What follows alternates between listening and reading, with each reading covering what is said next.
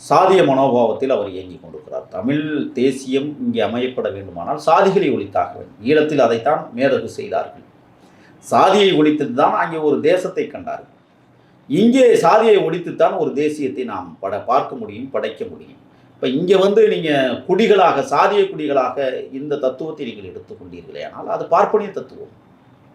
பார்ப்பனிய தத்துவம் தான் சாதி இருக்க வேண்டும் என்று சொல்லுகிறது. பார்ப்பனிய தத்துவம் தான் சாதிக்கு ஒரு தொழில் செய்ய வேண்டும் என்று சொல்லுகிறது. பார்ப்பனிய தத்துவம் தான் ஏற்றத்தையும் இரக்கத்தையும் கற்றுக் கொடுத்திருக்கிறது. பார்ப்பனிய தத்துவம் தான் பிளவுபடுத்தி வைத்திருக்கிறது. அப்போ இந்த தத்துவத்தை இன்னைக்கு சீமான் கையில் எடுத்துக்கொண்டால் அது பார்ப்பனிய தத்துவம் தான். பார்ப்பனிய தத்துவத்துக்கும் சீமானுக்கும் என்ன வேறுபாடு சொல்லுங்க பார்ப்போம். அப்போ இன்னைக்கு திராவிட முன்னேற்ற கழகம் ஒரு செயலை செய்கிறது, அது காலம் தாழ்த்தி செய்கிறது என்று தான் நம்மளுக்கு வருத்தப்படுறோம். அது முன்னாடியே செஞ்சிருக்கலாமே நம்ம சொல்றோம். ஆனால் இவர் முற்றிலுமாக வேறுபட்டு நிற்கிறார். சாதியை அடையாளப்படுத்த வேண்டும் என்றால் இங்குதான் சிக்கல் இருக்கிறது. இந்த பாதை கவனமாக நாம் எடுத்து வைக்க வேண்டிய சூழலில் நின்று கொண்டிருக்கிறோம். தமிழ் குடிகளுக்குள் அவர் சாதியை திணித்து அடுத்த தலைமுறைக்கும் சாதியை போதித்து, அப்ப என்ன அர்த்தம்? இங்க வா, நீ செஞ்ச தொழிலை நீயே செஞ்சுக்கிட்டே இருக்கு.